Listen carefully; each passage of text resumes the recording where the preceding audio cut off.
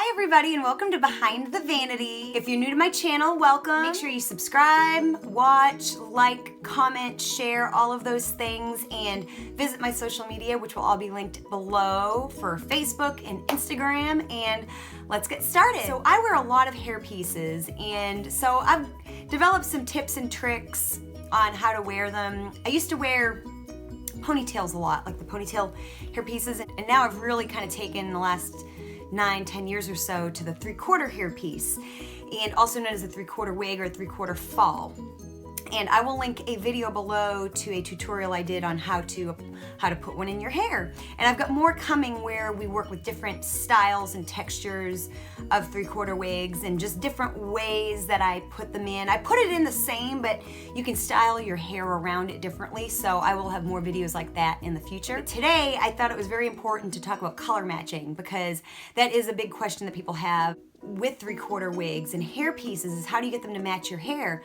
You know, of course, if you're wearing a full wig, it doesn't matter. You're covering your hair and you can do any color you want.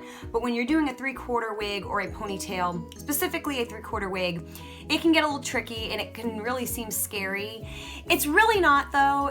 There are a lot of different things you can do to make a wig work. So there is some play. I kind of have 6 main tips on how to get the right color or how to get one at least close enough to where you can wear it. So let's get started. Number 1 is know your roots. For instance, I'm blonde. I've used 3/4 wigs as a brunette and a redhead as well. So I do have this issue of roots, and when I first do my hair is kind of really light, and then after a while, it kind of gets darker, and so, but that actually kind of gives me a little bit more play in my wig situation at times. So I have wigs that are kind of light blonde, and then I get some that are kind of darker with colors mixed into them, and I have ombre ones too, and I can, depending on where my roots are at that time, I can kind of use different wigs. So I can use like a really light wig if my roots have just been done, and I can also put my hair back. I can't do that when my hair's not been done. And so, but then as my hair grows out, I can kind of, and because I do have a lot of tones in my hair, I've got, you know, dark blonde, and I've got light blonde, and I've got kind of strawberry blonde.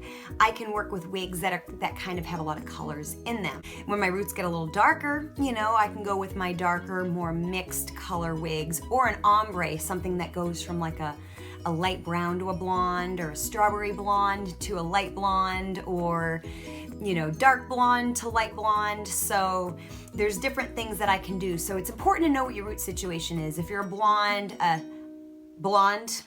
you're gonna deal with this, not so much with other colors. So know your roots, point number 1.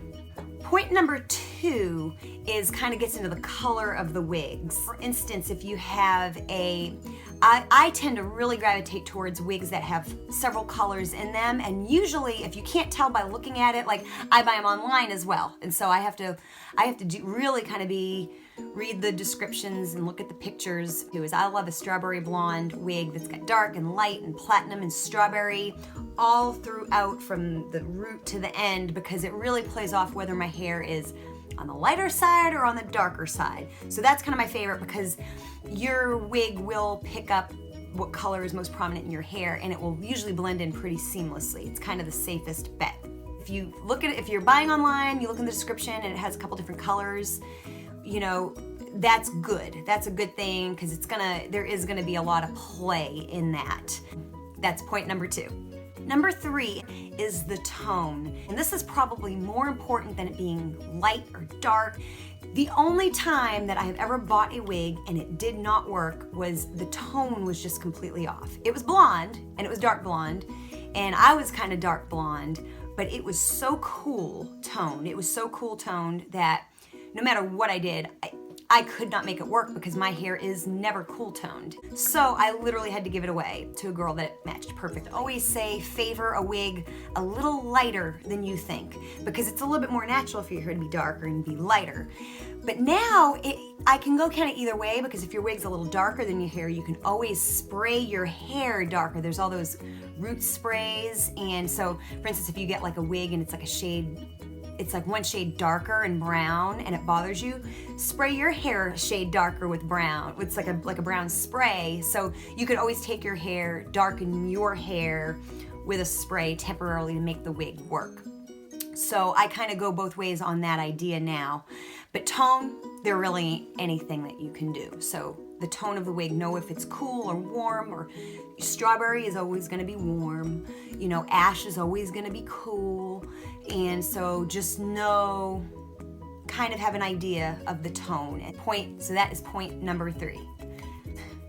Point number 4 is, I've kind of talked about this a little bit before, it's different styles mask or accentuate things about the wig.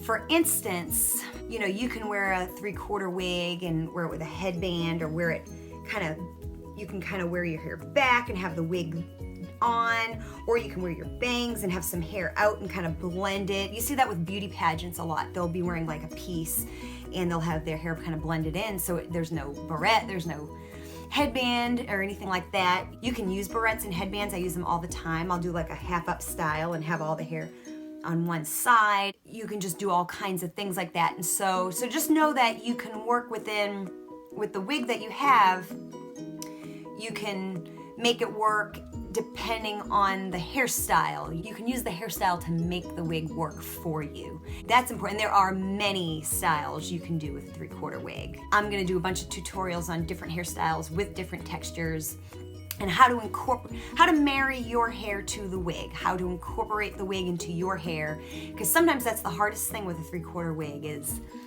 you know, how do I get it to not look like it's just sitting there? And that's a whole thing in and of itself. So again, like I said, I do have a tutorial where I show you one hairstyle with one type of 3/4 wig, and I'm gonna do more, but that is important. Know that you can style your hair many ways with a 3/4 wig.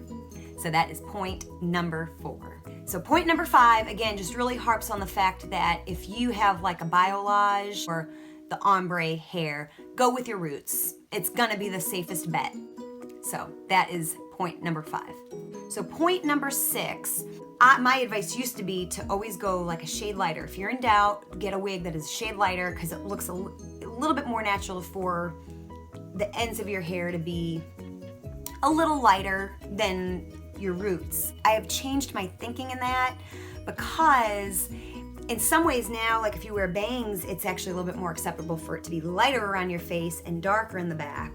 So, and then also too, they have all these like root sprays, and you know, like you can get brown and red and dark brown and black, you know, sprays that are designed to cover up gray on your roots. Well, you know, if you're medium brown, if you have medium brown hair and you get a wig that's just like a shade darker and you don't really like that, spray your hair a darker shade of brown, and it's a good temporary fix to be able to wear that wig. So now I have kind of several tricks to, if the wig is too dark or too light, how to make it work.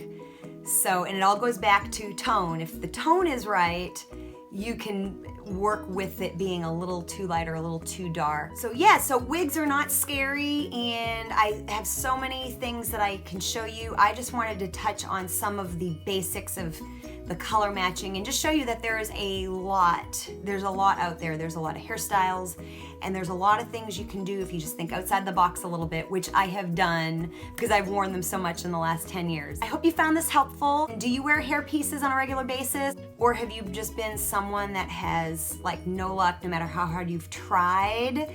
If so, try again, because you know, there are just so many things you can do. So hope you found this video helpful, and subscribe and like and share and let me know and comment. Thank you so much for watching. Bye.